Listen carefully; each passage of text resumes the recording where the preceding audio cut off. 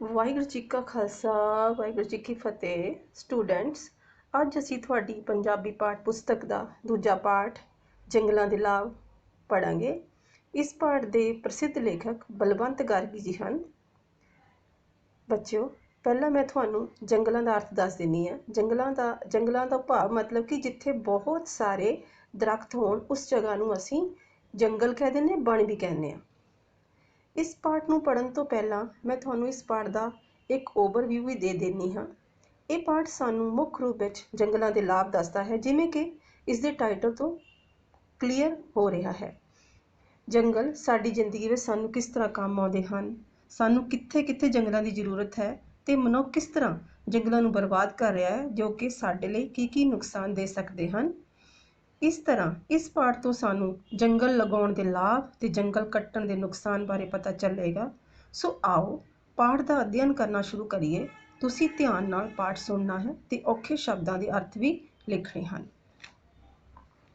ਜੰਗਲ ਕੁਦਰਤ ਦੀ ਬਹੁਤ ਵੱਡੀ ਦਾਤ ਹਨ। ਦਾਤ ਮਤਲਬ ਤੋਹਫਾ, ਬਖਸ਼ਿਸ਼, ਗਿਫਟ।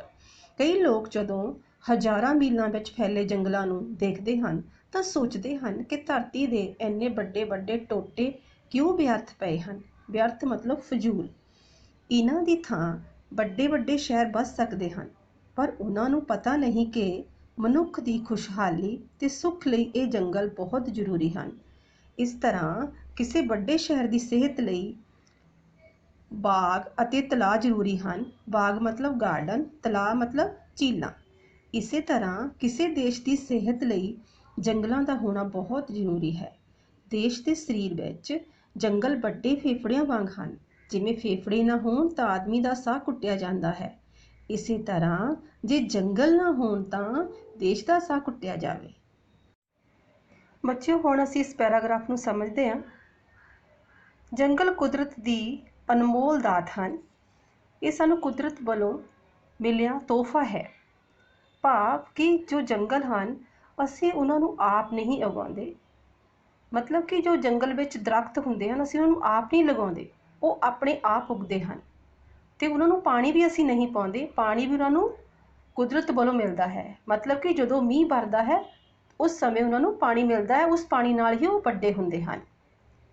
ਕਈ ਲੋਕ ਜੰਗਲ ਦੇਖ ਕੇ ਸੋਚਦੇ ਹਨ ਕਿ ਧਰਤੀ ਦੇ ਵੱਡੇ ਵੱਡੇ ਟੋਟੇ ਫਜ਼ੂਲ ਪਏ ਹਨ, ਇਹਨਾਂ ਵਿੱਚ ਤਾਂ ਸ਼ਹਿਰਾਂ ਨੂੰ ਵਸਾਇਆ ਜਾ ਸਕਦਾ ਹੈ। ਪਰੰਤੂ ਉਹ ਇਹ ਨਹੀਂ ਸੋਚਦੇ ਕਿ ਮਨੁੱਖ ਦੀ ਖੁਸ਼ਹਾਲੀ ਲਈ ਜੰਗਲਾਂ ਦਾ ਹੋਣਾ ਬਹੁਤ ਜ਼ਰੂਰੀ ਹੈ। ਕਿਉਂਕਿ ਜੇ ਅਸੀਂ ਜੰਗਲਾਂ ਨੂੰ ਕੱਟਾਂਗੇ ਤਾਂ ਕੀ ਹੋਵੇਗਾ ਕਿ ਕਾਰਬਨ ਡਾਈਆਕਸਾਈਡ ਦੀ ਜੋ ਮਾਤਰਾ ਹੈ ਉਹ ਵੱਧ ਜਾਵੇਗੀ ਔਰ ਆਕਸੀਜਨ ਦੀ ਮਾਤਰਾ ਘੱਟ ਜਾਵੇਗੀ। ਸਾਨੂੰ ਸਾਹ ਲੈਣਾ ਬਹੁਤ ਮੁਸ਼ਕਲ ਹੋ ਜਾਵੇਗਾ। ਜਿਵੇਂ ਫੇਫੜੇ ਨਾ ਹੋਣ ਤਾਂ ਆਦਮੀ ਦਾ ਸਾਹ ਘੁੱਟਿਆ ਜਾਂਦਾ ਹੈ, ਇਸੇ ਤਰ੍ਹਾਂ ਜੇ ਜੰਗਲ ਨਾ ਹੋਣ ਤਾਂ ਦੇਸ਼ ਦਾ ਸਾਹ ਘੁੱਟਿਆ ਜਾਵੇਗਾ। ਇਸ ਲਈ ਜੰਗਲਾਂ ਦਾ ਹੋਣਾ ਬਹੁਤ ਹੀ ਜ਼ਰੂਰੀ ਹੈ। ਹੁਣ ਅਸੀਂ ਅੱਗੇ ਪੜ੍ਹਦੇ ਹਾਂ। ਜਿਸ ਤਰ੍ਹਾਂ ਸਰੀਰ ਵਿੱਚ ਸਿਹਤ ਦੀ ਭੁੱਖ ਹੈ, ਇਸੇ ਤਰ੍ਹਾਂ ਆਦਮੀ ਦੀ ਆਤਮਾ ਮਤਲਬ ਰੂਹ ਨੂੰ ਸੁੰਦਰਤਾ ਦੀ ਭੁੱਖ ਹੈ। ਜੰਗਲ ਦੇ ਸ਼ਾਨਦਾਰ ਨਜ਼ਾਰੇ ਨਜ਼ਾਰੇ ਮਤਲਬ ਦ੍ਰਿਸ਼ ਆਦਮੀ ਦੀ ਇਸ ਭੁੱਖ ਨੂੰ ਜੁੱਗਾ ਜੁੱਗਾ ਤੋਂ ਮਤਲਬ ਕਿ ਬਹੁਤ ਸਮੇਂ ਤੋਂ ਤ੍ਰਿਪਤ ਕਰਦੇ ਆਏ ਹਨ। ਤ੍ਰਿਪਤ ਮਤਲਬ ਸੰਤੁਸ਼ਟ। ਮਨੁੱਖ ਸਦਾ ਕੁਦਰਤ ਦੀ ਇਸ ਮਹਾਨ ਸੁੰਦਰ ਰਚਨਾ ਵੱਲ ਖਿੱਚਿਆ ਜਾਂਦਾ ਰਿਹਾ ਹੈ। ਪਿਛਲੇ ਸਮਿਆਂ ਵਿੱਚ ਰਿਸ਼ੀ ਮਤਲਬ ਜੋ ਭਗਤੀ ਕਰਦੇ ਹਨ, ਲੋਕ ਜੰਗਲਾਂ ਵਿੱਚ ਰਹਿ ਕੇ ਤਪੱਸਿਆ ਕਰਦੇ ਸਨ। ਤਪੱਸਿਆ ਕਰਨੀ ਮਤਲਬ ਭਗਤੀ ਕਰਨੀ। ਸ਼ਾਇਦ ਹੀ ਕੋਈ ਅਜਿਹਾ ਹਿੰਦੁਸਤਾਨੀ ਮਹਾਂਪੁਰਖ ਹੋਵੇਗਾ ਜਿਸ ਦਾ ਸੰਬੰਧ ਜੰਗਲਾਂ ਨਾਲ ਨਾ ਰਿਹਾ ਹੋਵੇ। ਸ਼੍ਰੀ ਰਾਮ ਚੰਦਰ ਜੀ ਨੇ 14 ਵਰ੍ਹੇ ਵਣ ਵਿੱਚ ਕੱਟੇ। ਵਰ੍ਹੇ ਮਤਲਬ ਸਾਲ, ਵਣ ਮਤਲਬ ਜੰਗਲ। ਮਹਾਤਮਾ ਬੁੱਧ ਨੂੰ ਵੀ ਸੰਘਣੇ ਜੰਗਲਾਂ ਵਿੱਚ ਬੋਹੜ ਮਤਲਬ ਇੱਕ ਦਰਖਤ ਦਾ ਨਾਂ ਆ, ਬੋਹੜ ਦੇ ਹੇਠਾਂ ਬਹਿ ਕੇ ਗਿਆਨ ਪ੍ਰਾਪਤ ਹੋਇਆ। ਸ਼ੁਰੂ ਵਿੱਚ ਜਦੋਂ ਸ਼ਹਿਰ ਤੇ ਬਸਤੀਆਂ ਨਹੀਂ ਬਣੀਆਂ ਸਨ ਤਾਂ ਜੰਗਲ ਹੀ ਆਦਮੀ ਦੇ ਘਰ ਸਨ। ਹੁਣ ਵੀ ਜਦ ਅਸੀਂ ਸ਼ਹਿਰਾਂ ਵਿੱਚ ਬਾਗ ਲਾਉਂਦੇ ਹਾਂ ਤਾਂ ਇਸ ਦੇ ਪਿੱਛੇ ਜੰਗਲ ਲਈ ਮਨੁੱਖ ਦੀ ਸਦੀਵੀ ਮਤਲਬ ਸਦੀਆਂ ਤੋਂ ਚੱਲੀ ਆ ਰਹੀ ਤਾਂਘ ਮਤਲਬ ਇੱਛਾ, ਸਦੀਵੀ ਤਾਂਘ ਲੁਕੀ ਹੁੰਦੀ ਹੈ। ਬੱਚਿਓ, ਹੁਣ ਅਸੀਂ ਇਸ ਪੈਰਾਗ੍ਰਾਫ ਦੇ ਅਰਥਾਂ ਨੂੰ ਸਮਝਦੇ ਹਾਂ। ਜਿਸ ਤਰ੍ਹਾਂ ਇੱਕ ਮਨੁੱਖ ਦੇ ਸਰੀਰ ਨੂੰ ਚੰਗੀ ਸਿਹਤ ਦੀ ਭੁੱਖ ਹੁੰਦੀ ਹੈ, ਉਸੇ ਤਰ੍ਹਾਂ ਉਸ ਮਨੁੱਖ ਦੀ ਰੂਹ ਨੂੰ ਸੁੰਦਰਤਾ ਦੀ ਵੀ ਭੁੱਖ ਹੁੰਦੀ ਹੈ। ਉਹ ਸੁੰਦਰਤਾ ਉਸ ਨੂੰ ਜੰਗਲਾਂ ਤੋਂ ਮਿਲਦੀ ਹੈ। ਜੋ ਜੰਗਲ ਹਨ, ਜੰਗਲਾਂ ਦੇ ਜੋ ਸ਼ਾਨਦਾਰ ਨਜ਼ਾਰੇ ਹਨ, ਉਹ ਮਨੁੱਖੀ ਆਤਮਾ ਦੀ ਸੁੰਦਰਤਾ ਦੀ ਭੁੱਖ ਨੂੰ ਜੁੱਗਾਂ ਜੁੱਗਾਂ ਤੋਂ ਤ੍ਰਿਪਤ ਕਰਦੇ ਆਏ ਹਨ। ਪਿਛਲੇ ਸਮਿਆਂ ਵਿੱਚ ਰਿਸ਼ੀ ਲੋਕ ਜੰਗਲਾਂ ਵਿੱਚ ਰਹਿ ਕੇ ਹੀ ਤਪੱਸਿਆ ਕਰਦੇ ਸਨ। ਸ਼੍ਰੀ ਰਾਮ ਚੰਦਰ ਜੀ ਨੇ ਵੀ 14 ਵਰ੍ਹੇ ਵਣ ਵਿੱਚ ਕੱਟੇ ਸਨ। ਉਹਨਾਂ ਦੇ ਪਿਤਾ ਰਾਜਾ ਦਸ਼ਰਥ, ਜੋ ਕਿ ਅਯੋਧਿਆ ਦੇ ਰਾਜਾ ਸਨ, ਉਹਨਾਂ ਨੇ ਆਪਣੇ ਪੁੱਤਰ ਸ਼੍ਰੀ ਰਾਮ ਚੰਦਰ ਜੀ ਨੂੰ 14 ਸਾਲ ਦਾ ਬਨਵਾਸ ਦਿੱਤਾ ਸੀ, ਤਾਂ ਉਹ 14 ਸਾਲ ਉਹਨਾਂ ਨੇ ਜੰਗਲਾਂ ਵਿੱਚ ਕੱਟੇ ਸਨ। ਉਹਨਾਂ ਦੇ ਨਾਲ ਸੀਤਾ ਜੀ ਵੀ ਸਨ ਅਤੇ ਲక్ష్మణ ਜੀ ਵੀ ਸਨ। ਔਰ ਮਹਾਤਮਾ ਬੁੱਧ, ਜੋ ਬੁੱਧ ਧਰਮ ਦੇ ਬਾਨੀ ਹੋਏ ਹਨ, ਉਹਨਾਂ ਨੇ ਵੀ ਸੰਘਣੇ ਜੰਗਲਾਂ ਵਿੱਚ ਇੱਕ ਬੋਹੜ ਦੇ ਦਰੱਖਤ ਥੱਲੇ ਹੀ ਬੈਠ ਕੇ ਗਿਆਨ ਪ੍ਰਾਪਤ ਕੀਤਾ ਸੀ।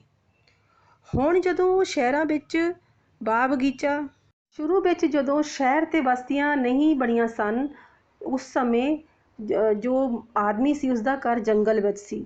ਉਹ ਜੰਗਲ ਵਿੱਚ ਹੀ ਰਹਿੰਦਾ ਸੀ ਅਤੇ ਉਹ ਖਾਣਾ ਵੀ ਕੱਚਾ ਹੀ ਖਾਂਦਾ ਸੀਗਾ। ਅਤੇ ਬਾਅਦ ਵਿੱਚ ਉਸਨੇ ਅੱਗ ਦੀ ਕਾਢ ਕੱਢੀ ਸੀ, ਤਾਂ ਫਿਰ ਉਸਨੇ ਖਾਣਾ ਪਕਾ ਕੇ ਖਾਣਾ ਸ਼ੁਰੂ ਕੀਤਾ ਸੀ। ਹੁਣ ਵੀ ਜਦ ਅਸੀਂ ਸ਼ਹਿਰਾਂ ਵਿੱਚ ਬਾਗ ਲਾਉਂਦੇ ਹਾਂ ਨਾ, ਤਾਂ ਉਸਦੇ ਪਿੱਛੇ ਵੀ ਜੰਗਲਾਂ ਲਈ ਮਨੁੱਖ ਦੀ ਜਿਹੜੀ ਤਾਂਘ ਆ ਉਹ ਛੁਪੀ ਹੁੰਦੀ ਆ ਕਿ ਪਹਿਲਾਂ ਉਹ ਕਿਸ ਤਰ੍ਹਾਂ ਜੰਗਲਾਂ ਵਿੱਚ ਰਹਿੰਦਾ ਸੀ, ਕਿਉਂਕਿ ਉਸਨੂੰ ਜੰਗਲਾਂ ਦੇ ਨਾਲ ਬਹੁਤ ਪਿਆਰ ਹੋ ਗਿਆ ਹੈ ਅਤੇ ਉਸਦੀ ਜੋ ਮਨੁੱਖ ਦੀ ਜੋ ਸਦੀਵੀ ਤਾਂਘ ਹੈ ਉਹ ਉਸਦੇ ਵਿੱਚ ਛੁਪੀ ਹੋਈ ਹੈ। ਇਸ ਵਿੱਚ ਕੋਈ ਸੰਦੇਹ ਨਹੀਂ, ਸੰਦੇਹ ਮਤਲਬ ਸ਼ੱਕ, ਕਿ ਵੱਡੇ ਵੱਡੇ ਸ਼ਹਿਰ ਬਣਾ ਕੇ ਮਨੁੱਖ ਨੇ ਬਹੁਤ ਉੱਨਤੀ ਕੀਤੀ ਹੈ। ਉੱਨਤੀ ਮਤਲਬ ਤਰੱਕੀ।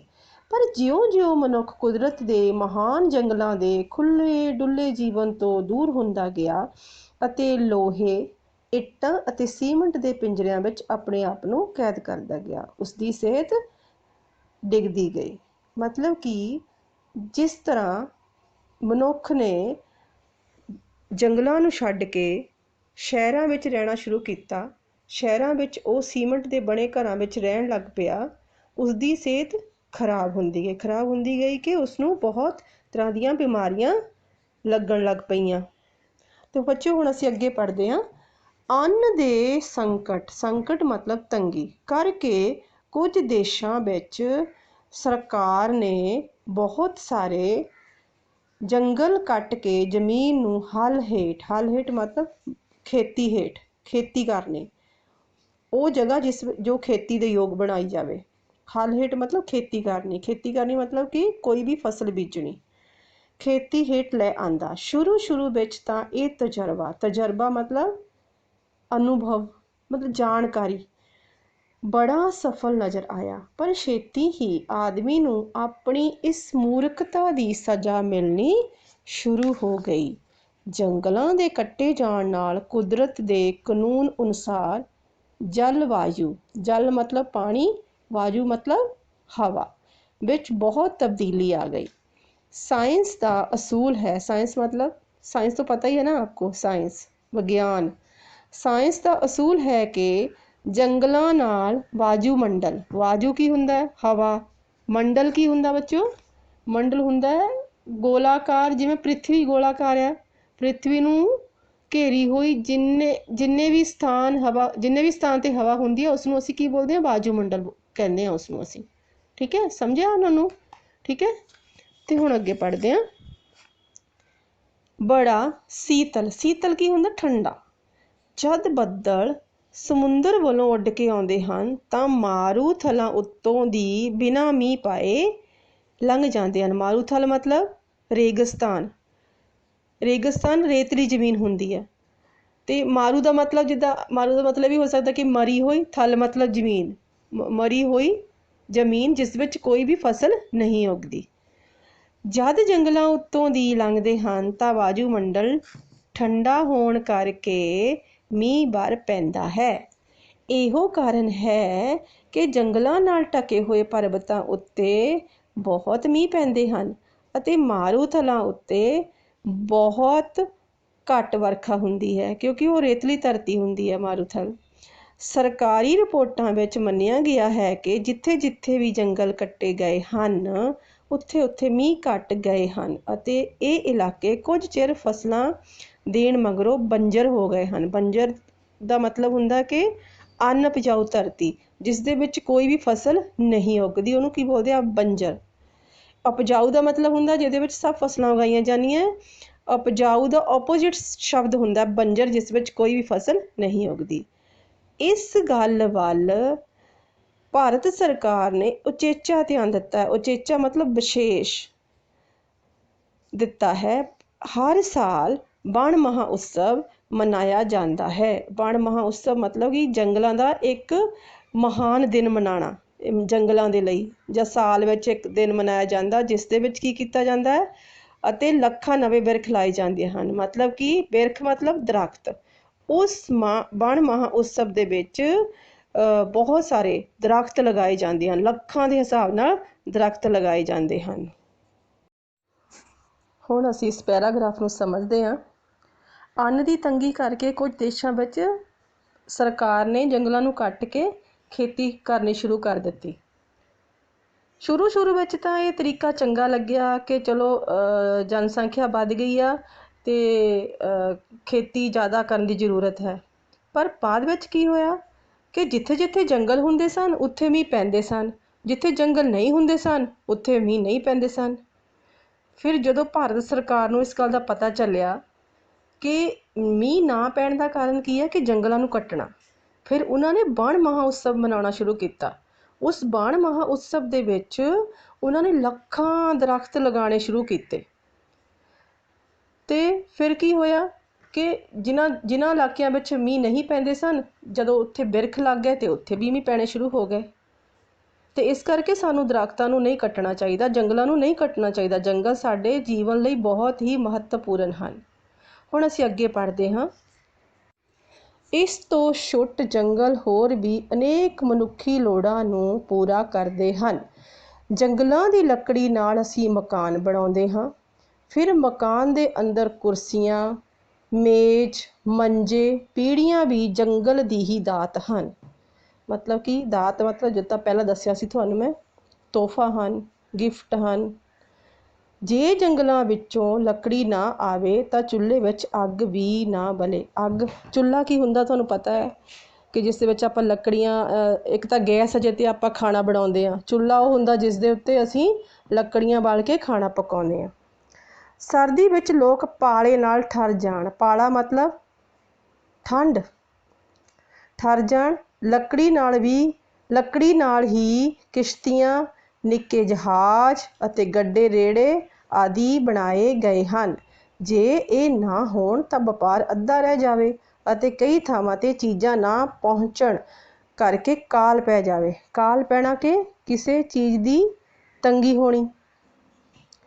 ਜੰਗਲਾਂ ਦਾ ਸਭ ਤੋਂ ਵੱਡਾ ਲਾਭ ਇਹ ਹੈ ਕਿ ਬਿਰਖਾਂ ਦੀਆਂ ਜੜ੍ਹਾਂ ਨਾਲ ਧਰਤੀ ਪੋਲੀ ਹੋ ਜਾਂਦੀ ਹੈ ਅਤੇ ਬਾਰਿਸ਼ ਦਾ ਪਾਣੀ ਸਹਿਜੇ ਹੀ ਚੂਸ ਲੈਂਦੀ ਹੈ। ਜੇ ਜੰਗਲ ਨਾ ਹੋਣ ਤਾਂ ਪਹਾੜਾਂ ਉੱਤੇ ਵਸੇ ਮੀਂਹਾਂ ਦਾ ਪਾਣੀ ਸਾਰੇ ਦਾ ਸਾਰਾ ਰੁੜ ਕੇ ਦਰਿਆਵਾਂ ਵਿੱਚ ਆ ਡਿੱਗੇ ਅਤੇ ਮੈਦਾਨਾਂ ਵਿੱਚ ਹਜ਼ਾਰਾਂ ਪਿੰਡਾਂ ਨੂੰ ਤਬਾਹ ਕਰ ਦੇਵੇ ਮਤਲਬ ਬਰਬਾਦ ਕਰ ਦੇਵੇ।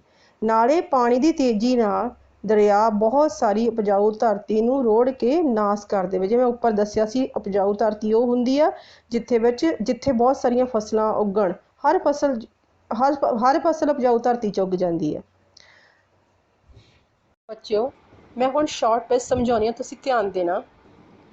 ਜੋ ਜੰਗਲ ਹਨ ਉਹ ਮਨੁੱਖ ਦੀਆਂ ਬਹੁਤ ਸਾਰੀਆਂ ਲੋੜਾਂ ਪੂਰੀਆਂ ਕਰਦੇ ਹਨ।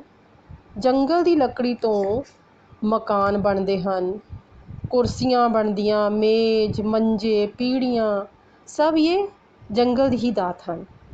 ਜੰਗਲ ਦੀ ਲੱਕੜੀ ਨਾਲ ਹੀ ਸਾਡੇ ਚੁੱਲ੍ਹਿਆਂ ਵਿੱਚ ਅੱਗ ਬਲਦੀ ਹੈ, ਜਿਸ ਨਾਲ ਅਸੀਂ ਖਾਣਾ ਪਕਾ ਕੇ ਖਾਂਦੇ ਹਾਂ। ਚੁੱਲ੍ਹੇ ਦੇ ਵਿੱਚ ਅੱਗ ਬਾਲ ਕੇ ਖਾਣਾ ਪਕਾ ਕੇ ਖਾਂਦੇ ਹਾਂ। ਔਰ ਜੰਗਲਾਂ ਦੀ ਲੱਕੜੀ ਨਾਲ ਹੀ ਕਿਸ਼ਤੀਆਂ, ਨਿੱਕੇ ਜਹਾਜ਼ ਅਤੇ ਗੱਡੇ ਬਣਾਏ ਜਾਂਦੇ ਹਨ। ਜੰਗਲਾਂ ਦੇ ਦਰੱਖਤਾਂ ਦੀਆਂ ਜੜ੍ਹਾਂ ਨਾਲ ਧਰਤੀ ਪੋਲੀ ਹੋ ਜਾਂਦੀ ਹੈ ਅਤੇ ਬਾਰਿਸ਼ ਦਾ ਜਿਹੜਾ ਪਾਣੀ ਆ ਉਹ ਧਰਤੀ ਚੂਸ ਲੈਂਦੀ ਹੈ। ਅਤੇ ਪੋਲੀ ਮਤਲਬ ਕਿ ਧਰਤੀ ਜਿਹੜੀ ਆ ਉਹ ਨਰਮ ਹੋ ਜਾਂਦੀ ਹੈ। ਜਦੋਂ ਧਰਤੀ ਨਰਮ ਹੋ ਜਾਂਦੀ ਹੈ ਤਾਂ ਉਹ ਪਾਣੀ ਨੂੰ ਜਲਦੀ ਚੂਸ ਲੈਂਦੀ ਹੈ। ਜੇ ਜੰਗਲ ਨਾ ਹੋਣ ਤਾਂ ਪਹਾੜਾਂ ਉੱਤੇ ਜਦੋਂ ਮੀਂਹ ਵਰਦਾ ਹੈ ਉਹ ਸਾਰੇ ਦਾ ਪਾਣੀ ਰੁੜ ਕੇ ਦਰਿਆਵਾਂ ਵਿੱਚ ਆ ਡਿੱਗੇ ਜੇ ਜੰਗਲ ਨਾ ਹੋਣ ਤਾਂ। ਅਤੇ ਜਦੋਂ ਦਰਿਆਵਾਂ ਦੇ ਵਿੱਚ ਆ ਡਿੱਗੇਗਾ ਤਾਂ ਕੀ ਹੋਏਗਾ ਕਿ ਜਿਹੜੇ ਦਰਿਆ ਹਨ ਉਹ ਓਵਰਫਲੋ ਹੋ ਜਾਣਗੇ। ਓਵਰਫਲੋ ਹੋਣ ਦੇ ਨਾਲ ਕੀ ਹੋਏਗਾ, ਜਿਹੜਾ ਪਾਣੀ ਆ ਉਹ ਸਭ ਬਾਹਰ ਆ ਜਾਏਗਾ। ਬਾਹਰ ਆਏਗਾ ਅਤੇ ਪੂਰੀ ਤਬਾਹੀ ਮਚਾ ਦੇਗਾ, ਬਾੜ ਆ ਜਾਏਗੀ, ਲੋਕਾਂ ਦੇ ਘਰ ਬਰਬਾਦ ਹੋ ਜਾਣਗੇ, ਖੇਤੀ ਬਰਬਾਦ ਹੋ ਜਾਏਗੀ। ਇਸ ਲਈ ਜੰਗਲਾਂ ਦਾ ਹੋਣਾ ਬੱਚਿਓ ਬਹੁਤ ਹੀ ਜ਼ਰੂਰੀ ਹੈ। ਸਾਨੂੰ ਜੰਗਲਾਂ ਨੂੰ ਨਹੀਂ ਕੱਟਣਾ ਚਾਹੀਦਾ ਜੋ ਕਿ ਕੁਦਰਤ ਦੀ ਦਾਤ ਹਨ। ਸੋ ਬੱਚਿਓ, ਅਸੀਂ ਅੱਜ ਅੱਧਾ ਹੀ ਪਾਠ ਪੜ੍ਹਾਂਗੇ, ਬਾਕੀ ਬਚਿਆ ਹੋਇਆ ਪਾਠ ਅਸੀਂ ਅਗਲੇ ਲੈਕਚਰ ਵਿੱਚ ਪੜ੍ਹਾਂਗੇ। ਤੁਸੀਂ ਆਪਣੇ ਆਪ ਔਖੇ ਸ਼ਬਦ ਲਿਖਣ ਦੀ ਕੋਸ਼ਿਸ਼ ਕਰਨਾ ਹੈ, ਫਿਰ ਪੂਰਾ ਪੜ੍ਹ ਕੇ ਮੈਂ ਤੁਹਾਨੂੰ ਔਖੇ ਸ਼ਬਦ ਦੇਵਾਂਗੀ ਵੀ, ਬਟ ਤੁਸੀਂ ਹੁਣ ਆਪਣੇ ਆਪ ਲਿਖਣ ਦੀ ਕੋਸ਼ਿਸ਼ ਕਰਨਾ। ਇੱਕ ਵਾਰਤਕ ਟੋਟਕਾ ਮੈਂ ਇਸ ਪੜ੍ਹਾਏ ਹੋਏ ਪਾਠ ਵਿੱਚੋਂ ਹੀ ਤੁਹਾਨੂੰ ਦੇ ਰਹੀ ਹਾਂ। ਉਸ ਦੀਆਂ ਆਕ੍ਰਿਤੀਆਂ ਜਾਂ ਸੰਜਾਲ ਜੋ ਵੀ ਮੈਂ ਦੇਵਾਂਗੀ ਉਸਨੂੰ ਤੁਸੀਂ ਪੂਰਾ ਕਰਨਾ ਹੈ। ਬੱਚਿਓ, ਹੋਮਵਰਕ ਕਰਨਾ ਬਹੁਤ ਜ਼ਰੂਰੀ ਹੈ, ਠੀਕ ਹੈ। ਸਾਰਿਆਂ ਨੇ ਹੋਮਵਰਕ ਕਰਨਾ ਹੈ। ਜਿੱਦਾਂ ਮੈਂ ਹੋਮਵਰਕ ਦਿੰਦੀ ਹਾਂ ਤੁਸੀਂ ਉਸੇ ਤਰ੍ਹਾਂ ਰੋਜ਼ ਹੋਮਵਰਕ ਕਰਿਆ ਕਰੋ, ਠੀਕ ਹੈ। Thank you, bye.